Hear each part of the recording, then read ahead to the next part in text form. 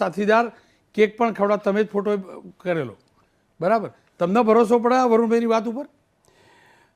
જો વરુણભાઈ જે બોલે છે ને અને જે વાત મૂકે છે ને એ વાત કદાચ 31મી ડિસેમ્બર 2024ના રોજ બોલ્યા હોત તો હું કદાચ એના પર ભરોસાની વાતને સદા આપણે દિવસો પસાર કરે. રોનકભાઈ, આ 1 વર્ષ સુધી એટલે કે 6ઠી જાન્યુઆરી 2024ના રોજ આ ભ્રષ્ટાચાર બહાર આવ્યો. 1 વર્ષ સુધી દબાયો. ઈમાનદાર અધિકારીએ એને પોતાની માથા ઉપર લઈ અને આ ફરિયાદ નોંધી. તો 1 વર્ષ સુધી એક તો સ્થાનિક જે ભાજપાનું તંત્ર હતું એ કંઈ ને કઈ રીતે અને પોલીસ વિભાગ અને કંઈ ને કઈ રીતે દબાવતું રહ્યું અને 31મી ડિસેમ્બર 2024ના રોજ આ ફરિયાદ નોંધાણી. રોનકભાઈ, 20 ડિસેમ્બર અને આજે થઈ 24 તારીખ, બરાબર? 24 દિવસ એ ગયા.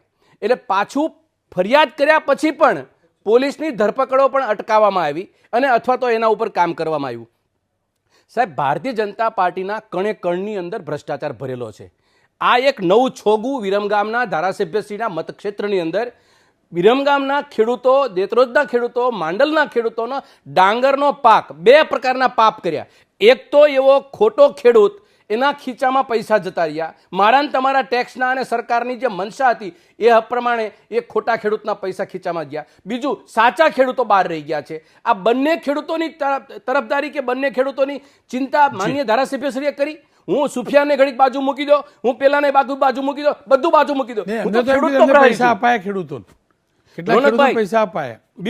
બીજી બાબત, અત્યારની પરિસ્થિતિ એવી છે એ વિસ્તારની, ધારાસભ્યશ્રી ટીવી સ્ક્રીન ઉપર આવીને એમ કે છે કે સુફિયાન કોણ? બીજા નંબરમાં સુફિયાન આખી ભારતીય જનતા પાર્ટી જાણે છે. તો શું હાર્દિકભાઈ પટેલ એક જ નથી જાણતા સુફિયાનને? જે કમળના નિશાનવાળું લેટર બહાર પડે એની અંદર સુફિયાનભાઈનું નામ હોય, આખા ગુજરાતની ભાજપા જાણે, પરંતુ હાર્દિકભાઈ એના મત વિસ્તારમાં એ માણસને નથી જાણતો. અને બીજું, હું આ માન્ય આપણા ભાજપના આગેવાનને પૂછું કે તમારે ઘણા સંબંધો હશે, તમારે ઘણા બધા રાજકીય આગેવાનો કોઈ બગલમાં આવ્યા છે, બાજુમાં આવ્યા, તમે જે વાત કરી તે, પણ કેક ખવડાવવાની વાત એ બહુ ખાસ કિસ્સામાં માણસો આવતા હોય છે. કેક ખવડાવવાનું. હું રોનકભાઈ તમને પૂછું અને માનની મિત્રને પૂછું, તમારા જીવનમાં કેક ખવડાવતો ફોટો હોય અને એ પછી તમે એને ન ઓળખતા હોય એવું ચિત્ર તમને કોઈ યાદ છે ખરું? પહેલું તો હું એની જ કેક ખાઉં ને એને જ ખવડાવું. હું તો એટલે આ ફોટામાં તો ભાઈ ખવડાવે જેને હું પરિચિત હોય, બાકી ના ખવડાવું, ફોટો પડાવું. વરુણભાઈ બધું જાણતા. વરુણભાઈ તો બહુ નાસ્તો બી કર્યો, જોડે જમ્યા, બહુ આંદોલન કરે. અને હું કેમ કહું, 1 મિનિટ રોકું, હું કેમ કહું, કારણ કે તમારા ધારાસભ્ય શું બોલ્યા ને સંભળાવું. ભાઈ મારી ટીમને કઈ પ્લે કરજો, આ વરુણભાઈને સંભળાવો. વિરોધીઓ હોય જેને આવું સોશિયલ મીડિયામાં અને ફેસબુકમાં મૂકીને લોકોને ગેરમાર્ગે દોરવાનું કામ કરતા હોય, પણ મારે એમને કેમ સમજાવું કે જ્યારે અમે સંઘર્ષના સમયમાં આંદોલનની ભૂમિકામાં હતા ત્યારે આવા રોજ ષડયંત્રો અમારી વિરુદ્ધમાં થતા હતા, તો પણ અમે અડીખમ ઉભા રહ્યા અને આજે વિરમગામ વિસ્તારના લોકોની સેવા કરી રહ્યા છીએ. એટલે આરોપ પ્રત્યારોપો, ષડયંત્રો, આવું બધું ચાલતું રહેવાનું, એનાથી કોઈ ગભરાવાની જરૂર નથી. મનહરભાઈ, આ સોશિયલ મીડિયા પર હાર્દિક પટેલ લાઈવ થયેલા એ છે. હું રોનકભાઈ અમને જવાબ લઈ લઈએ ને વરુણભાઈનો. વરુણભાઈ, આ કેક વાળી વાત શું મને સમજાવો ને, ખબર હોય કે ના મને કહી દો. ચલો.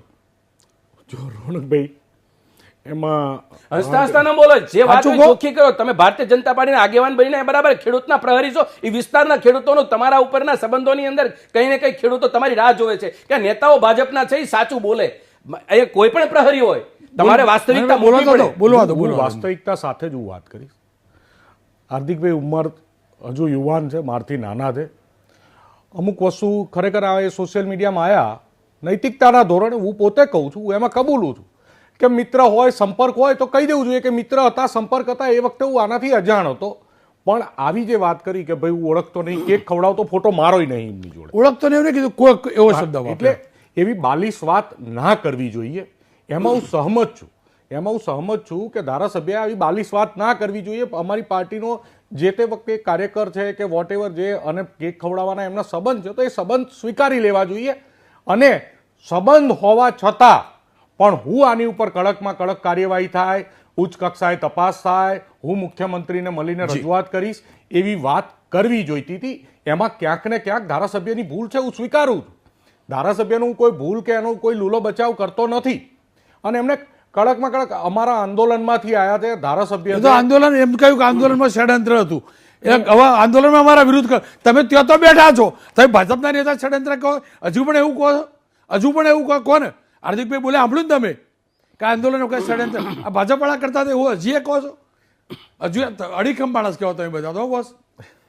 એ એમનો વિષય છે, પણ હું કહું છું કે અમારા બધા વિરમગામમાંથી જે આંદોલનકારી આવ્યા એમાંથી સદનસીબે ભારતીય જનતા પાર્ટી જેવી નૈતિકતાવાળી મહાન પાર્ટીના એ ધારાસભ્ય છે, એમને નૈતિકતાનું પાલન કરી અને પહેલા જ દિવસે, અને ચલો પહેલા દિવસે તો કંઈ નહીં તો આજે નહીં તો કાલે કોઈ પણ સંજોગોમાં આની તપાસ CID ક્રાઇમ જોડે થાય કે જજની નિગરાનીમાં થાય એવા પ્રયત્નો કરવા જોઈએ. જી મનોહરભાઈ. રોનકભાઈ, આ આપની જે મહેનત છે છેલ્લા 31 તારીખથી તમે, હું આ બીજી ચર્ચામાં તમારી સાથે આવ્યો, તમે જે વાત શબ્દો પહેલા દિવસે કર્યા હતા મને યાદ છે ને મારી સ્મરણમાં છે કે આ ભ્રષ્ટાચારની બદબૂ છે આખા ગુજરાતમાં પ્રસરે, હું ખુલ્લી પાડીશ. તમારા આ શબ્દો હતા. હું એક વસ્તુ કહું કે ખેડૂતો માટેના જે આ ભ્રષ્ટાચારના પોલીસની ફરિયાદને દબાવી ધારાસભ્યશ્રી એ પોતે આરોપીને ઓળખતા નથી અને બીજી આખી ભાજપા મૂંગી બેઠી છે. તો મારું એમ કહેવાનું કે સરકારના પ્રવક્તા એ કેમ બહાર આવીને પૂછતા નથી કે માન્ય ધારાસભ્યશ્રી તમારા વિસ્તારની અંદર આ ભ્રષ્ટાચાર બન્યો છે, તમે સંજ્ઞાન લો અને જે કંઈ જવાબદાર છે એને પ્રેશર કરો. પોલીસ બોલતી નથી. રાતના 12 વાગે કોઈ દીકરીને ઉપાડી જાય એ પોલીસ ગુજરાતની. તમે આટલા આરોપીઓ 7 આરોપીઓ છે, એ 7 આરોપીઓ બેને કોને પકડ્યા? તમે જે મુખ્ય આરોપી છે જેનો આનો પૂરતો જેને અંજામ આપ્યો છે એ આરોપી ધારાસભ્યશ્રીને ક્યાંક ખવડાવે છે, તો એ ધારાસભ્યશ્રીને પણ કોઈ જવાબદારી નહીં. બીજું, પોલીસ અત્યારે રજાઓ પર ઉતરી ગઈ વચ્ચે 10 દિવસ સુધી. તો તમે આ જે જ્યાં પોલીસ સ્ટેશન જેના પર ફરિયાદ નોંધાઈ છે, માન્ય મામલતદાર શ્રીએ જે રીતે એને આ સંજ્ઞાનમાં લીધો. રોનકભાઈ, તમે એક મુદ્દો તો ભૂલી ગયા. 1 વર્ષ સુધી આ ભ્રષ્ટાચાર એ વિરમગામમાં ફરતો રહ્યો ને આરોપીઓ ફરતા રહ્યા. ફરિયાદ નોંધાણી 31મી ડિસેમ્બરે. તો 1 વર્ષ સુધી માન્ય ધારાસભ્ય વિસ્તારમાં નહોતા. 1 વર્ષ સુધી એના વિસ્તારમાં ભ્રષ્ટાચાર બનતો તો નહોતી ખબર. કોઈ ખેડૂત છે એ ખેડૂત નથી, એની ડાંગર જમા થતી હતી, ધારાસભ્યને ખબર નહોતી. આ બધા મુદ્દા છે ને ભ્રષ્ટાચારના, એક કણની અંદર ભ્ષ્ટાચાર પડ્યો છે ભાજપમાં. આ બહાર આવે છે. એટલે રોનકભાઈ, તમારી વાતને ને EBP અસ્મિતાની વાતને અને ભાઈ હિરેનભાઈ જે શબ્દોથી જે વાતને લઈને ઉજાગર પ્રશ્ન કર્યો છે એ ગુજરાતના ખેડૂતોની ભલી વાત કરી તમે. ગુજરાતના ખેડૂતોના મુખ્યમંત્રી જે મૃદુ અને મક્કમ છે સાહેબ, આજે એને 24 કલાકમાં સંજ્ઞાન લાવી અને સુફિયાન કઈ કોઈ જગ્યાએ પૃથ્વીના પેટાળમાં નથી. માન્ય ધારાસભ્યશ્રીનો એનો આશીર્વાદ હોય કે ના હોય, એને ક્યાંક ખવડાવે કે ના ખવડાવે, સરકાર છે નીતિમત્તાનું ધોરણ અંદર ઊભું કરવું પડે અને જે કંઈ જવાબદાર છે એને જેલના હરિયા પાછળ મોકલવા પડે. અને રોનકભાઈ, છેલ્લે એક વાત કરું, આ ભારતીય જનતા પાર્ટીની ટેકાના ભાવે ખરીદીનો ઇતિહાસ બહુ ભૂંડો છે. મથરાવટી મેલી છે. એક પણ ટેકાના ભાવની ખરીદી આ ભ્રષ્ટાચાર વગર અંજામથી પૂરી નથી થઈ, અને એમાં વિરમગામે અંત આપ્યો છે. એટલે મારું કહેવાનું એ છે રોનકભાઈ, તમારી મહેનત, મીડિયાની મહેનત, EBPની મહેનત અને જે છે જનતા વતી તમે બોલો, જનતા માટે બોલો છો. અને માન્ય ભારતીય જનતા પાર્ટીના આગેવાન એ એટલા ઢીલા કેમ બેઠા છે મારી સામે? એટલા ઢીલા કેમ છે? એના મત વિસ્તારના ખેડૂતો જૂની દોસ્તી સાચવતા છે વિરમગામ